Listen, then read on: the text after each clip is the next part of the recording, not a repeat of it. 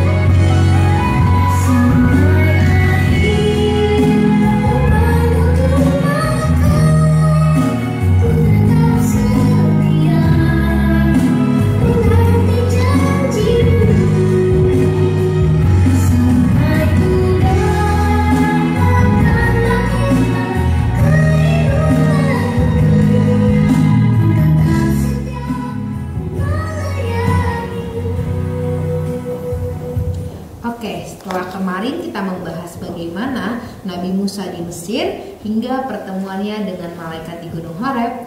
Jadi bagaimana kelanjutan Nabi Musa menyelamatkan bangsa Israel? Pertama dulu Shalom Kak. Shalom juga Kak. Ya, kita mau membahas untuk yang sesi kedua hari ini. Nabi Musa meminta izin kepada mertuanya Yitro.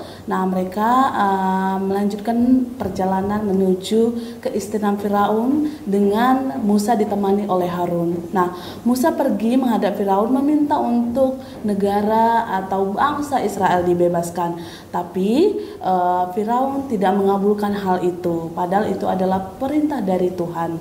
Nah, makanya terjadilah 10 tulah Kak di kota Mesir ya, yaitu adalah 10 tulah ini. Yang pertama adalah yang air berubah menjadi darah, katak, kutu, lalat, penyakit, sampar ternak, bisul, hujan es, belalang, kegelapan, dan pembunuhan anak sulung. Dalam tulah ini juga terjadi kematian anak dari Firaun. Nah, makanya itu setelah kejadian itu, tulah itu terjadi, Firaun menyuruh Musa dan Harun membawa bangsa Israel meninggalkan kota Mesir. Nah, setelah Firaun mengusir bangsa Israel dan Musa dan Harun. Nah, setelah kepergiannya mereka untuk menuju tanah perjanjian, nah Firaun menyuruh tentaranya untuk mengikuti Musa ya dan Harun. Nah, kemudian dalam perjalanan tentara mengejar Musa dan rombongan hingga sampai mereka di Laut Merah. Nah, Tuhan menyuruh Musa mengangkatkan tongkat dan membelah laut. Kemudian laut terbelah dan bangsa Israel tersebut menyeberangi Laut Merah dan tanah kering. Nah, ketika sampai di seberang laut, Tuhan membiarkan air itu turun dan bala tentara orang Mesir tenggelam di laut. Nah, bangsa Israel tersebut akhirnya terbebas. Mereka bersukacita, menyanyikan lagu, menari dan berterima kasih kepada Tuhan. Wah, akhirnya Musa dan bangsa Israel terbebas dari perbudakan ya Kak. Betul. Semua itu pasti bukan saja karena kekuatan dan kehebatan mereka, tapi tentu saja dengan kehendak Tuhan. Sebelum kita lanjut, mari kita menyanyikan satu lagu dengan judul Oh Yerusalem.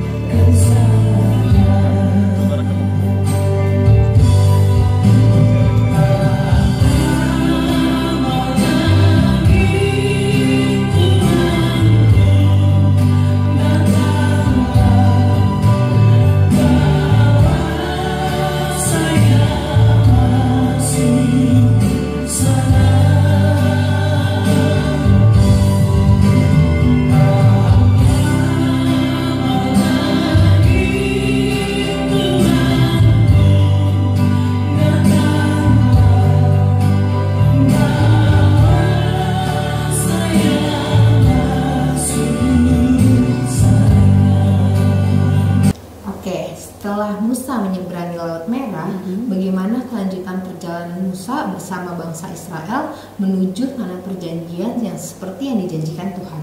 Cerita Musa membawa bangsa Israel menuju tanah perjanjian. Selama perjalanan sampai Musa dan bangsa Israel di padang gurun, selama 3 hari di padang gurun, Musa dan bangsa Israel tidak mendapatkan air sama sekali. Sesampainya di sumur Mara, mereka tidak dapat meminum yang di Mara itu karena rasanya pahit. Sesudah itu sampailah mereka di Elim. Di sana ada 12 mata air dan 70 pohon kurma. Lalu berkemahlah Musa dan bangsa Israel di tepi air itu. Nah, setelah dari padang gurun, Musa dan bangsa Israel tiba di daerah pegunungan Sinai di bawah kaki gunung Horeb. Saat ini disebut dengan Santa Katrina. Tuhan memerintahkan Musa naik ke atas gunung selama 40 hari 40 malam. Di sana Tuhan mengajarkan untuk menulis hukum dan perintah-perintah di atas loh batu. Sementara Musa berada di gunung, bangsa Israel bosan menunggunya. Bangsa Israel membuat patung berbentuk anak lembu emas untuk disembah.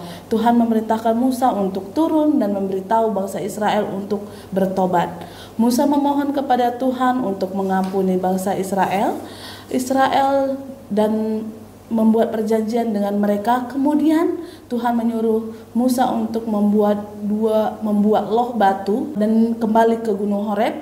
Tuhan membuat janji baru dengan bangsa Israel, memberikan 10 perintahnya yang dikenal sebagai hukum Taurat dan 10 perintah Allah. Wah, jadi dari sini nih ya 10 perintah Allah, perintah yang kita kenal sampai saat ini. Kemudian apa yang terjadi oleh Musa dan bangsa Israel? Nah, kemudian Musa dan bangsa Israel melanjutkan perjalanan. Namun pada saat di padang gurun, mereka mengeluh karena sudah bosan dengan makan mana yang diberikan oleh Tuhan. Mereka bersungut-sungut dan kemudian mengirim ular-ular berbisa untuk menghukum bangsa Israel. Ular-ular menggigit mereka dan banyak dari mereka yang mati. Bangsa Israel pun berdoa meminta ampun kepada Tuhan. Tuhan menyuruh Musa untuk membuat ular tembaga dan menaruhnya pada sebuah tiang. Dan di setiap orang yang digigit harus melihat pada ular tembaga itu. Orang-orang yang digigit ular melihat kepada ular tembaga itu, mereka menjadi sehat kembali. Dan setelah itu Musa mendaki gunung Nebo di sebelah timur kota Yeriko yang saat ini masuk di negara Yordan dan dikuasai oleh negara Yordan. Nah, disinilah Tuhan berfirman kepada Musa, itulah tanah yang akan kujanjikan kepada Abraham, Ishak dan Yakub untuk diberikan kepada keturunan mereka. Aku membenarkan engkau memandangnya, tapi aku tidak membenarkan engkau pergi ke sana. Kemudian Musa meninggalkan di tanah Moab sebagaimana yang difirmankan oleh Tuhan. Jadi Musa pun tidak sampai ya ke tanah perjanjian. Kalau begitu bagaimana sih nasib bangsa Israel dan siapa yang menggantikan Musa? Ya, Musa hanya dapat melihat tanah perjanjian dari Gunung Nebo. Kemudian Tuhan mengutus Yosua untuk memimpin bangsa Israel menuju tanah perjanjian. Tapi nanti dulu kita akan membahas Nabi Yosua di part selanjutnya, Kakak. Wah, jadi penasaran banget ya Kak cerita Nabi Yosua masuk ke tanah Kanaan. Makanya untuk penonton setia Elatur jangan lupa nih untuk like, komen, dan subscribe YouTube Elatur karena akan ada banyak kisah menarik lainnya yang akan kita bahas dan kita ceritakan. Tapi sebelum kita tutup, mari kita menyanyikan satu lagu pujian.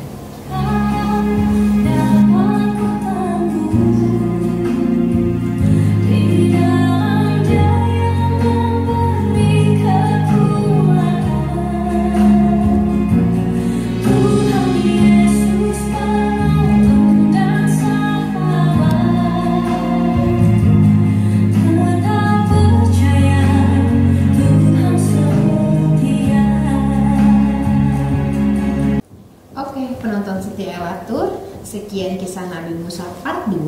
Sampai bertemu di video selanjutnya. Terima kasih dan sampai jumpa. Shalom. Shalom.